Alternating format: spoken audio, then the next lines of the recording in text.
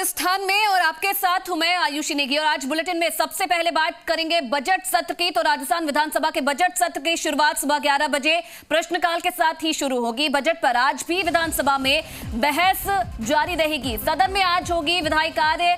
राजस्थान सार्वजनिक परीक्षा संशोधन विधेयक 2022 पुरस्थापित होगा। मंत्री राजेंद्र सिंह यादव करेंगे पुरस्थापित। बजट पर वाद विवाद आज भी जारी रहेगा। इधर बजट बहस पर कल आएगा सरकार का जवाब। विधानसभा में आज सरकार यूक्रेन संकट पर भी चर्चा कर सकती है। माना यह जा रहा है कि राजस्थान में फंसे छात्रों की स्थिति और कवायद पर सरकार जानकारी दे सकती है। अपना बयान भी सरकार देगी। इधर चौमू में पार्किंग के नाम पर शुरू हुई वसूली मामले को लेकर विधायक रामलाल शर्मा ने आज विधानसभा में स्थगन प्रस्ताव लगाया है। आज विधानसभा में विधायक उठाएंगे पार्किंग वसूली का मामला।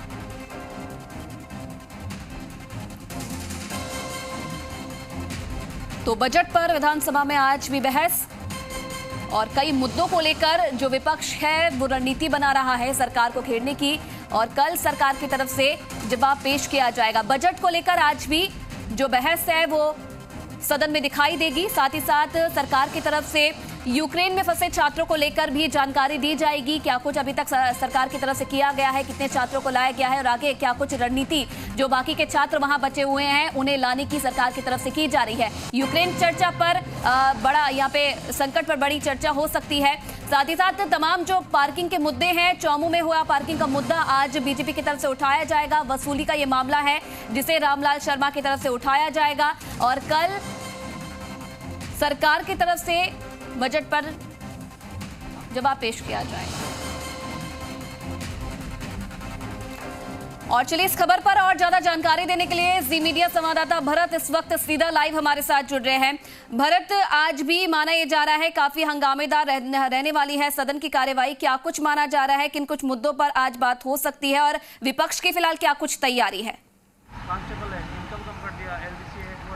देखिए, 4 दिन के अवकाश के बाद आज वापस से विधानसभा शुरू होगी। 11 बजे प्रश्नकाल के साथ ही विधानसभा की कार्यवाही शुरू होगी और इससे पहले विधानसभा में किस तरह से सरकार को घेरा जाएगा विभिन्न मुद्दों को लेकर, इसके लिए भाजपा विधायक दल की बैठक भी विधानसभा की नापक्ष लॉबी में शुरू हो गई है। नेता प्रतिपक्ष गुलाब चंद कटारिया, उपनेता प्रतिपक्ष राजेंद्र राठौड़ और भाजपा प्रदेश अध्यक्ष सतीश पुनिया इस बैठक में मौजूद है। हमारे साथ अभी विधायक रामलाल शर्मा है, पहले उनको सुन लेते हैं। जो सरकार ने आदेश निकाला था और उससे कर्मचारियों के अंदर काफ़ी आक्रोश था, उस आदेश को हम वापस करते हैं और कर्मचारियों को लाभ देने के लिए। और इनके कांग्रेस के अध्यक्ष गोविंद सिंह डोटासरा जी कह रहे थे बढ़ चढ़ के कि बाबुओं को भी 4,000 रुपये अतिरिक्त मिलना शुरू हो जाएंगे, इससे लाभ मिलेगा। लेकिन एसीपी स्कीम को चेंज करके और ग्रेड पे लागू करने के उपरांत लेवल 5 के जितने भी कर्मचारी है, जिसमें एलडीसी भी है, पुलिसकर्मी भी है, ग्राम सेवक भी है, जिसके अंदर कृषि पर्यवेक्षक भी है, इन सब का 9 साल के अंदर 100 रुपये कम किए हैं, 18 साल के अंदर 300 रुपये कम किए हैं। तो वास्तव में राजस्थान के मुख्यमंत्री जी को जादूगर कहते हैं, ये जादुई आंकड़ा दिखाने के प्रयास किया है, लेकिन उससे कर्मचारियों का अहित होने वाला है। और इसी तरीके से जो ओल्ड पेंशन स्कीम के अंदर भी है, कई प्रकार की खामियां सरकार लेकर आएगी जिससे कर्मचारियों का फायदा नहीं होगा, कर्मचारियों का नुकसान ही होगा। अगर राजस्थान की सरकार कर्मचारियों के हित के अंदर कोई काम करती है तो हम उसका सहर्ष स्वागत भी करते हैं, लेकिन जिस तरीके के जादुई आंकड़े फैलाने का, भ्रम फैलाने का, राजनीतिक स्टेटमेंट जारी करके वाहवाही लूटने का काम सरकार कर रही है, वो अनुचित है। आज क्या रहेगा बीजेपी का सदन में? भारतीय जनता पार्टी बहस के अंदर हिस्सा ले रही है। सरकार के तमाम मुद्दों के ऊपर हमारे विधायक घेर रहे हैं। 26 लाख परिवारों से जुड़ा हुआ रीट का मामला अभी भी हमारे संज्ञान के अंदर भी है, हम उसके ऊपर संघर्ष भी कर रहे हैं, अभी भी हमारी लड़ाई जारी है। उसके अलावा कानून व्यवस्था पूरे प्रदेश की बिगड़ी हुई है, उसके ऊपर भी हमारे विधायक अगले अपने अपने जिलों की अपने अपने विधानसभा की मांग उठा रहे हैं। कल मुख्यमंत्री जी की रिप्लाई है, उससे पहले सदन के प्रतिपक्ष नेता के रूप में गुलाब चंद जी कटारिया भी सरकार को तमाम मुद्दों के ऊपर घेरने का काम करेंगे। जिन लोगों की राजनीतिक नियुक्तियां हुई हैं उन्हें मंत्री का दर्जा दिया है, क्या भाजपा कोई स्टेप लेगी? भारतीय जनता पार्टी के और सदन के उप नेता ने स्पष्ट कर दिया है कि सरकार एक निर्धारित मापदंड के तहत ही लाभ दे सकती है, उससे बाहर जाके जो लाभ दिया जा रहा है, सरकार अगर नहीं सुनेगी तो हम कानून का आधार के ऊपर न्यायालय का दरवाज़ा खटखटाने का काम करेंगे। न्यायालय से हमें पूरी उम्मीद है कि वो हमारी बात को गंभीरता से सुनेगा और जो कानून के बाहर जाके व्यक्तिगत लाभ देने का प्रयास सरकार कर रही है उसको हम कतई बर्दाश्त नहीं करेंगे। भारत सरकार ने पूरी गंभीरता के साथ और भारत सरकार के कई काबीना मंत्रियों को अलग अलग देशों के अंदर जिम्मेदारी देकर भेजा है। भारत सरकार चिंतित भी है, संवेदनशील भी है। तमाम अपने राजनीतिक संबंधों का और अपने कूटनीतिक संबंधों का आधार के ऊपर तमाम विद्यार्थियों को निकालने का काम कर रही है। सरकार ने आज 2 तारीख के लिए कहा था स्टेटमेंट देने के लिए। सरकार क्या स्टेटमेंट देती है, क्या सरकार की क्या तैयारी है, वो सदन में पता चलेगी।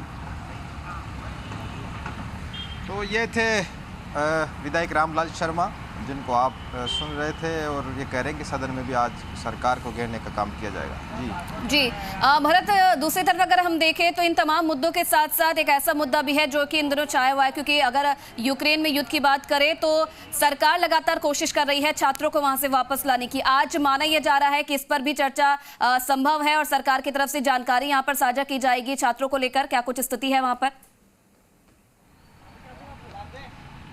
देखिए, निश्चित रूप से यूक्रेन और रूस के बीच में जो हालात बने हुए हैं उसकी चिंता सबको है। प्रदेश सरकार भी चिंतित है, क्योंकि प्रदेश के कई छात्र हैं वो वहाँ पर फंसे हुए हैं। उनके पेरेंट्स को लगातार सरकार के पास फ़ोन आ रहे हैं। सरकार ने तत्काल इस पर एक्शन लिया है और नोडल अधिकारी वहाँ पर लगाए, और सरकार के जो अधिकारी हैं, मंत्री हैं, वो वहाँ की स्थितियों के अनुरूप वहाँ के जो बच्चे फंसे हैं उनसे संपर्क कर रहे हैं और उनको वापस लाने का काम किया जा रहा है। लेकिन इससे पहले जो पिछली विधानसभा स्थगित हुई थी 25 फरवरी को, वहाँ पे उस दौरान 4 दिन बाद में 2 मार्च को वक्तव्य देने की बात सामने आई थी। ये मामला विधानसभा में उठा था और आज माना जा रहा है कि सरकार की ओर से इस मामले में जो कार्रवाई की जा रही है वहाँ से बच्चों को लाने के लिए, उसको लेकर सरकार की ओर से वक्तव्य विधानसभा में दिया जा सकता है। विपक्ष भी उम्मीद कर रहा है कि आज विधानसभा में उनकी ओर से वक्तव्य आएगा और उसके बाद में क्या वो जवाब वहाँ पर देते हैं, ये देखने वाली बात होगी। लेकिन सरकार की ओर से लगातार वहाँ पर प्रयास किए जा रहे हैं। कल भी रात को छात्र एयरपोर्ट पर पहुंचे थे और सरकार के मंत्री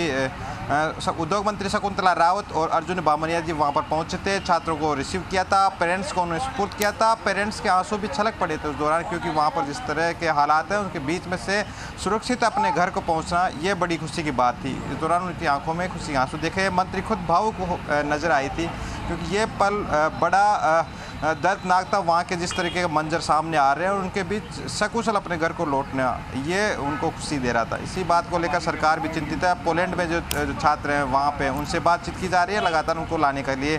केंद्र सरकार से भी उन्होंने पत्र लिखा कि उनको सुरक्षित वापस लाया जाए। जी जी, चलिए, तमाम मुद्दों को लेकर तो चलिए बात होगी ही। विपक्ष की तरफ से पूरी तैयारी कर ली गई है विभिन्न मुद्दों को लेकर सरकार को घेरने की। सरकार की तरफ से फिलहाल क्या कुछ तैयारी है, क्योंकि कल जवाब भी पेश करना है बजट को लेकर, तो क्या कुछ तैयारी सरकार की तरफ से?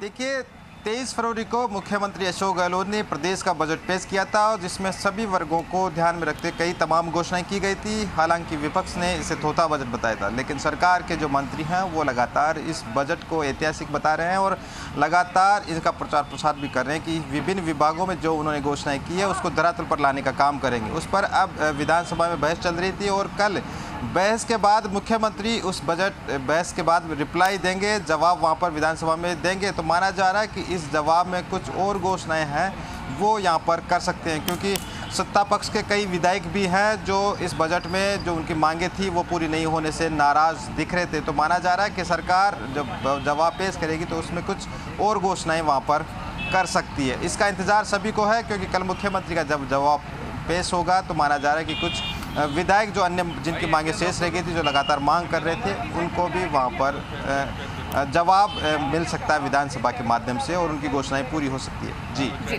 चलिए, बहुत धन्यवाद भरत तमाम जानकारी देने के लिए आपका। तो विधानसभा में आज